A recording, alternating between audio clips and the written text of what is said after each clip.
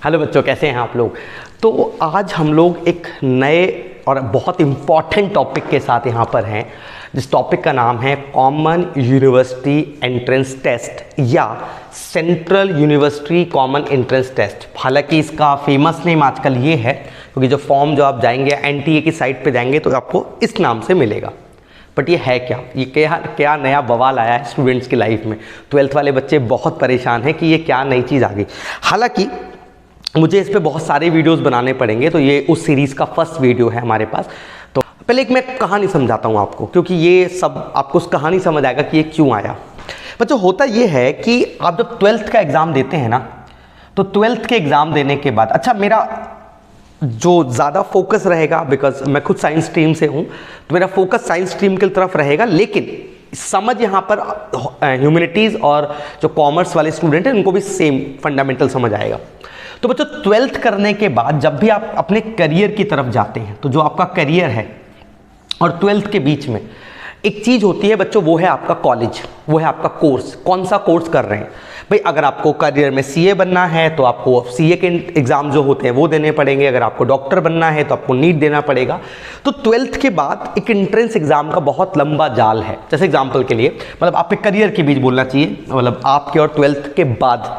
तो अगर मान लीजिए आपको डॉक्टर बनना है, आपने नीट का एग्ज़ाम दे दिया, आपने नीट यूजी दिया, आपका एमबीबीएस में या फिर उससे रिलेटेड किसी जो कोर्सेज मेडिकल्स के होते हैं उसमें एडमिशन हो गया, आपने जेई का एग्ज़ाम दिया। हालांकि जेई के भी 2 एग्ज़ाम होते हैं, मेंस और एडवांस। मेरा क्योंकि ये मेन टॉपिक नहीं, जैसे एक छोटी सी कहानी है। अच्छा, तो जेई का एग्ज़ाम हुआ, वहाँ से आप इंजीनियरिंग लाइन में चले गए। अगर आपको इंजीनियर बनना है, अगर आपको लॉ में जाना है, आपने क्लैट का एग्ज़ाम दिया तो वहाँ से आप लॉ में चले गए। सीए बनना है, सीए का खुद के एंट्रेंस होते हैं, आप सीए की लाइन में चले गए। अगर आपको एयरफोर्स में जाना है, आपने एफकेट का एग्ज़ाम दिया। अगर आपको फैशन डिज़ाइनिंग में जाना है, आपने एनआईएफटी का एग्ज़ाम दिया। और अगर आपको फॉर एग्ज़ाम्पल जैसे कि कई बच्चों को पॉलिटेक्निक करनी है, तो आजकल डीएसयू ने या फिर स्टेट के यूनिवर्सिटी एग्ज़ाम्स होते हैं। फिलहाल मैं डीएसयू की बात करूँगा, बिकॉज डीएसयू दिल्ली के अंदर सारे पॉलिटेक्निक कॉलेज डीएसयू के अंडर में आ गए और बहुत सारे एग्ज़ाम है। मैं बताता रहूँगा तो पूरा ये बोर्ड भर जाएगा, बट ये ख़त्म नहीं होंगे।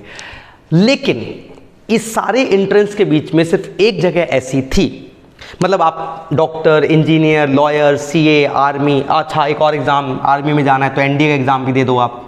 लेकिन एक जगह ऐसी थी जहाँ पर कोई एंट्रेंस नहीं हुआ कर, या बीएससी, बीकॉम, या फिर इसके बाद एक और जैसे कि आपको बीए करना है, तो इन सब के लिए कोई एंट्रेंस नहीं होता था। बस आप 12th के एग्ज़ाम दो, आपकी जो परसेंटेज आएगी उस परसेंटेज के बिहाफ पे आपका एडमिशन मेरिट बेस पे हो जाएगा।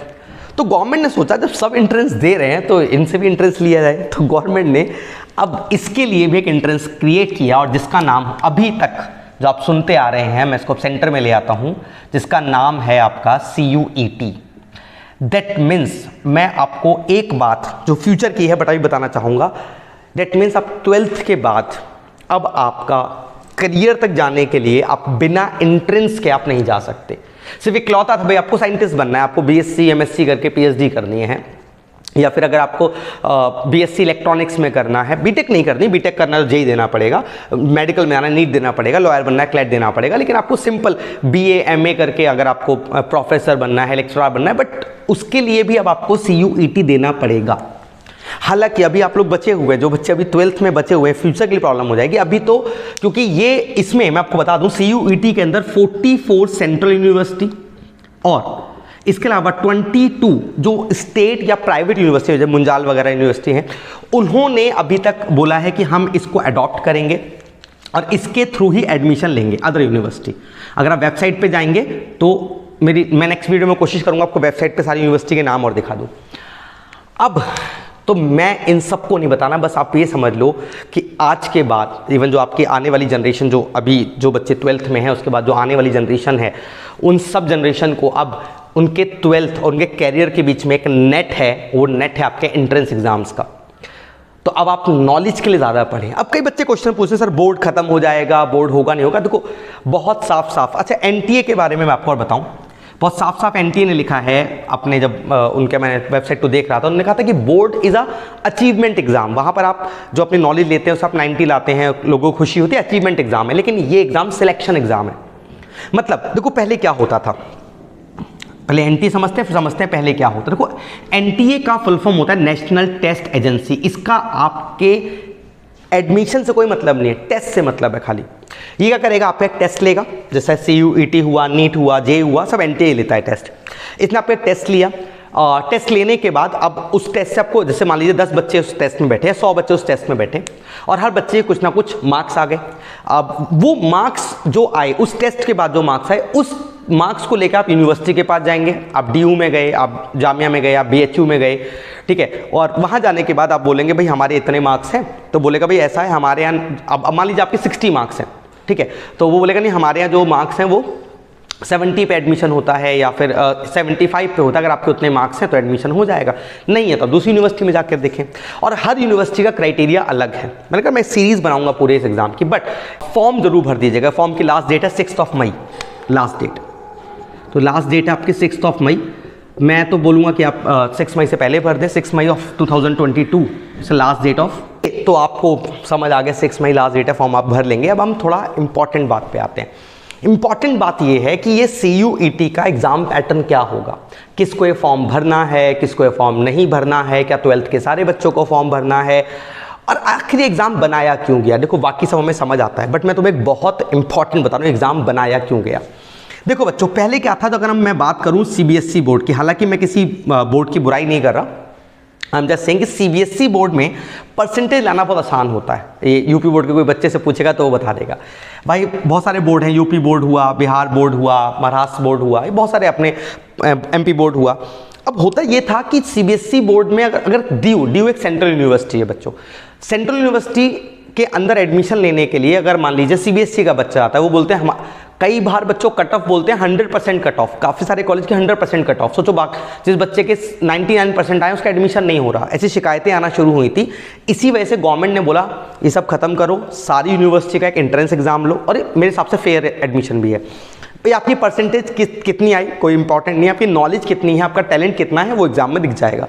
तो इसीलिए ताकि सारे बच्चों को, मतलब आप अगर दिल्ली में रहते हैं और आपको किसी और स्टेट की सेंट्रल यूनिवर्सिटी में एडमिशन लेना है तो आपको परसेंटेज चिंता नहीं करनी, परसेंटेज। लेकिन हाँ वही इंपॉर्टेंट बात, आप सोच रहे हो कि यार ठीक है फिर तो 12th नहीं पढ़ेंगे तब भी चलेगा, बट एंट्रेंस का सिलेबस कहाँ आएगा, 12th का ही सिलेबस है, आपको अलग से प्रिपेयर नहीं करना, ठीक है। चलिए अब इसको मैं कुछ चीज़ें आपको समझाता हूँ। ये छोटी मोटी बातें थी, कुछ कहानी मैंने आपको बताई कि CUT क्यों बना, NTA क्या है, हालांकि ये और डिटेल में बताने वाली चीज़ें हैं, लेकिन अभी फिलहाल मुद्दे की बात पे आते हैं, वरना इस वीडियो का कुछ सेंस नहीं रह जाएगा। देखिए हमारे पास सबसे पहले जो आपका CUET है, मैं थोड़ा सा अभी आपको ओवरव्यू दूंगा, और जैसे मेरी सीरीज़ में वीडियो आते रहेंगे आपको चीज़ें समझ आती रहेंगी। इसकी जो एग्ज़ाम लास्ट डेट है फॉर्म की, वो लास्ट डेट है 6 मई, ठीक है।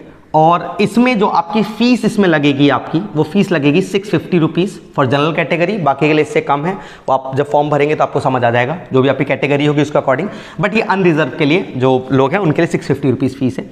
तीसरी इंपॉर्टेंट बात, CUET जो होगा बच्चों वो जुलाई के अंदर होगा, जुलाई में। उसका रीज़न है मेरे हिसाब से, जहाँ तक मुझे लगता है नेक्स्ट ईयर से शायद जून में हो जाएगा, इस बार ये जुलाई में हो रहा है। रीज़न बताता हूँ आपको, बच्चों के 12th के एग्जाम ही इस बार जून तक हैं, तो जुलाई में आपका एंट्रेंस होगा। अच्छा जुलाई में फर्स्ट वीक, जहाँ तक मैं अब देखो अभी मैंने बोला जब तक कुछ एग्जैक्ट गाइडलाइन नहीं आती मेरा कुछ कहना ठीक नहीं है, बट जहाँ तक मैं सोचता हूँ जुलाई 2nd वीक में, फर्स्ट वीक में एग्जाम हो जाएगा, और जुलाई एंड में इसका रिजल्ट आएगा और अगस्त से आपका एडमिशन प्रोसेस शुरू हो जाएगा। चलिए तो जुलाई 22 में इसका एग्जाम होगा। इसके बाद अब बात करते हैं सबसे इंपॉर्टेंट पैटर्न की, कि पैटर्न क्या है और किन बच्चों को भरना चाहिए। देखो बच्चों, हालांकि काफ़ी सारे बच्चे अगर आप साइंस स्ट्रीम के हैं, मैंने बोला मैं फोकस साइंस स्ट्रीम पे ज़्यादा करूंगा बिकॉज वो वाले बच्चे थोड़ा ज़्यादा परेशान रहते हैं। जो साइंस स्ट्रीम के बच्चे हैं वो नीट का एग्ज़ाम भी दे देते हैं, जेई का फॉर्म भी भर देते हैं, उधर NDA वाला फॉर्म भी भर दिया, उधर कोई और एग्ज़ाम आया वो भी भर दिया रिलेटेड टू साइंस स्ट्रीम।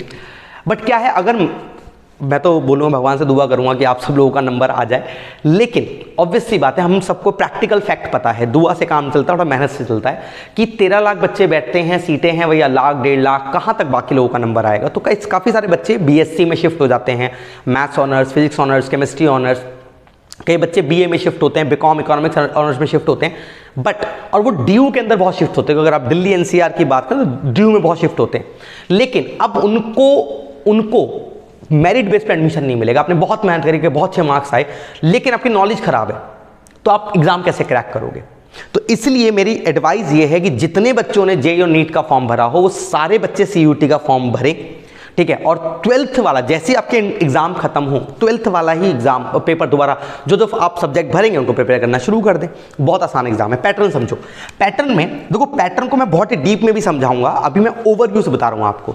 इन्होंने क्या किया है, आपको 3 सेक्शन, कायदे में 3 नहीं 4 सेक्शन बोलने चाहिए, बट फिलहाल मैं बोल रहा हूं 3 सेक्शन, क्योंकि फर्स्ट पार्ट के 2 सेक्शन है। इन्होंने एग्जाम आपके सिलेबस को 3 पार्ट में डिवाइड किया है, ठीक है। मैं पैटर्न ऑफ सिलेबस बता रहा हूं फिलहाल आपको, एग्जाम नहीं, पैटर्न ऑफ सिलेबस। तो फर्स्ट जो आपका सेक्शन है इसके 2 पार्ट करे हैं, ए और बी, और इसमें आपको 13 लैंग्वेज, ये आपका पूरा लैंग्वेज सेक्शन है, यहां पर आपको लैंग्वेज चूज करनी है, और 20 लैंग्वेज यहां पर है। आपको दोनों को मिलाकर मिनिमम 2 लैंग्वेज, 2 मिनिमम लैंग्वेज और मैक्सिमम 3 लैंग्वेज, ये 3 मैक्सिमम लैंग्वेज आपको यहां से चूज करनी है। आप मैक्सिमम 9 सब्जेक्ट का ही टेस्ट दे सकते हैं। तो यहां पर मिनिमम 2 और मैक्सिमम 3 लैंग्वेज यहां से आपको कंबाइन करके चूज करनी है। इसमें हिंदी, इंग्लिश, या फिर आपके जो जैसे कि कई बच्चे अगर हिंदी नहीं, मराठी उनकी लैंग्वेज है, तो हिंदी, इंग्लिश, मराठी ले ली, या इंग्लिश, मराठी ले ली। मैक्सिमम 3 लैंग्वेज वो ले सकते हैं। कई बच्चे 3 लैंग्वेज पढ़ते हैं, जैसे कि संस्कृत बच्चों पे एक्स्ट्रा होती है, उर्दू होती है, पंजाबी होती है, तो ये अदर लैंग्वेज हो जाती है हिंदी इंग्लिश के अलावा। तो मैक्सिमम 3 लैंग्वेज ले सकते हैं। अच्छा, केस जो आपका सेक्शन सेकेंड है, सेक्शन सेकेंड जो होता है आपका सब्जेक्ट डोमेन का है। सब्जेक्ट डोमेन फॉर एग्जांपल, जैसे कि अगर आप मान लीजिए साइंस स्ट्रीम से है, तो आप क्या करेंगे, उसमें से आपको 6 सब्जेक्ट, यहां पर जो 6 सब्जेक्ट हैं आपको लेने, 6 सब्जेक्ट का आपको ऑप्शन मिला है। जैसे कि आपने फिजिक्स ले लिया, केमिस्ट्री ले लिया, जो भी आपके सब्जेक्ट डोमेन है उससे। इंट्रेंस में आपको 6 नहीं लेने, वो बताऊंगा मैं, डीप में बताऊंगा बाद में। बट यहां पर 27 सब्जेक्ट टोटल हैं, 27 सब्जेक्ट टोटल हैं आपके यहां पर, ठीक है। और 27 में से आपको सिर्फ टोटल 6 ही लेने हैं बस। अच्छा, इसके बाद यहां पर तो 6 और 2 8, और एक होगा बच्चों जर्नल टेस्ट। अच्छा, जर्नल टेस्ट की अगर मैं सही बताऊं ना, आपको प्रिपरेशन करने की आवश्यकता नहीं। अब सिंपल ना, आप रीजनिंग आती है, आप रीजनिंग तैयार कर लो, सिंपल 8th क्लास तक की मैथ्स तैयार कर लो, प्रॉफिट लॉस वाले जो क्वेश्चंस होते हैं, और जीके तो बेटो को रोज अखबार पढ़ो। तो रीजनिंग 8 तक की मैथ्स, 8 9 तक की वो जो सिंपल ज्योमेट्री वाला आप लोग पढ़ते थे बचपन में, और जीके जरूर आनी चाहिए आपको, ठीक है। ये सब चीज़ें इंपॉर्टेंट है। ये आपका जनरल टेस्ट होगा, सबका कॉमन टेस्ट होगा, ये सारे सेक्शन में से होगा। तो 3 सेक्शन में आपके पूरे एग्जाम को उन्होंने डिवाइड किया है।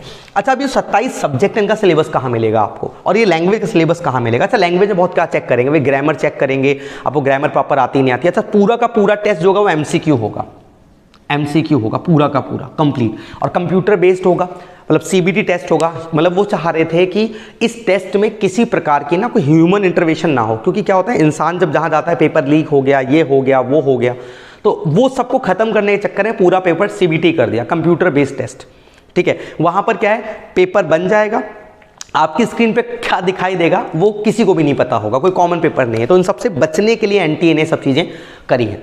तो आपके 33 लैंग्वेजेस में से आपको 2 चूज करनी है। एक टेस्ट आपका ये होगा, तो 6 और 2 8 और एक 9 टेस्ट मैक्सिमम आप दे सकते हैं। हालांकि मैंने बोला ना, ये पूरी इंफॉर्मेशन नहीं है। इसके अलावा मैंने आपको बताया कि सीयूटी में इस साल 44 सेंट्रल यूनिवर्सिटी जिनकी पूरी लिस्ट दे रखी है, और 22 अदर यूनिवर्सिटी, जैसे बीएचयू भी इसके अंदर आ रही है, बीएचयू आ रही है, जामिया यूनिवर्सिटी इसके अंदर आ रही है, डीयू इसके अंदर आ रहा है, मतलब बड़ी बड़ी यूनिवर्सिटीज इसके अंदर आ रही है। टोटल मिला के 66 यूनिवर्सिटी में आपका एडमिशन होगा। बट यहाँ एक छोटा सा कैच है।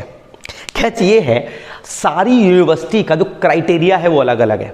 मान लीजिए आपको बीएससी फिजिक्स ऑनर्स में एडमिशन लेना है, या बीएससी इलेक्ट्रॉनिक्स में एडमिशन लेना है, या बीए इकोनॉमिक्स ऑनर्स में एडमिशन लेना है, तो वो देखना पड़ेगा वो कौन कौन से सब्जेक्ट में आपको कंपलसरी है लेना। तो वो आपको जाके वेबसाइट देखना पड़ेगा। हालांकि मैं उसका आई विल ट्राई कि मैं कंप्यूटर स्क्रीन के साथ आपको वीडियो बना के दिखाऊं। फॉर्म आप लोग भर दीजिए, कोशिश करना जितने मेन सब्जेक्ट्स हैं जो आपके 12th में आपके साथ थे वो सारे तो आप ले ही लें, ठीक है। और बहुत जल्दी मैं वीडियो बना के आपको बताऊंगा कि आपको जो सब्जेक्ट लेना है वो किस तरीके से चूज करना है, ठीक है। चलिए आगे बढ़ते हैं। अच्छा, एक इंपॉर्टेंट बात हाँ एक और रह गई कि कुछ बच्चे पूछ रहे थे कि सर हमारा तो कोविड-19 में कुछ सिलेबस से पार्ट डिडक्टेड था, तो वो कैसे आएगा नहीं आएगा। तो मैं आपको क्योंकि एग्जाम पैटर्न मैं नेक्स्ट वीडियो में डिस्कस करूंगा कि एग्जाम आपको कैसे, मतलब किस तरीके का रहेगा पूरा का पूरा पैटर्न। अभी मैं सिर्फ आपको ये बता देता हूँ, मान लीजिए आप कोविड-19 में आपका कोई चैप्टर था, उसमें से कुछ टॉपिक काट दिए, तो वो क्या कर रहे हैं एक्चुअली 3 सेक्शन आपको देंगे ना, 3 सेक्शन। तो मान लीजिए यहाँ पर आपको 50 क्वेश्चन दिए तो आपको 40 ही करने, ठीक है। 10 उन्होंने क्या किया, ये सब सोच के बनाया है कि जो डिडक्टेड पार्ट था उससे बच्चे क्वेश्चन ना आए। जैसे यहाँ पर आपको 50 क्वेश्चन दिए तो आपको 40 करने, ठीक है। यहाँ पर आपको क्वेश्चन दिए तो आपको यहाँ पर 40 ही करने। इस तरीके से क्या रहेगा, आपको ऑप्शन दिए जा रहे हैं ताकि जो आपका टॉपिक कटा हुआ हो वो आपको ना करना पड़े। Got it. फिर भी अगर आपको कोई डाउट है तो प्लीज़ कमेंट बॉक्स में डालें और आराम से पूछें, चिंता ना करें। और हाँ, थोड़ा सा मेरे को टाइम लग सकता है, थोड़ा सा मैं बिजी चल रहा हूँ, लेकिन I will try to help you as maximum as possible. मैं पूरी सीरीज़ बना के दूंगा फ्रॉम बिफोर 6 मई, बल्कि मैं कोशिश करूंगा 6 मई तो बहुत बाद है, इस 5-7 दिनों में नेक्स्ट में या फिर उससे पहले आप लोगों को इतनी वीडियो बना के दे दूं कि आपको समझ आता है कि आपको कौन सा सब्जेक्ट लेना है, कौन सा नहीं लेना। ठीक है, चलिए thank you so much, bye bye. ठीक है, और कोशिश कीजिएगा वीडियो को शेयर करें और अच्छा लगे तो सब्सक्राइब भी करें। Bye bye.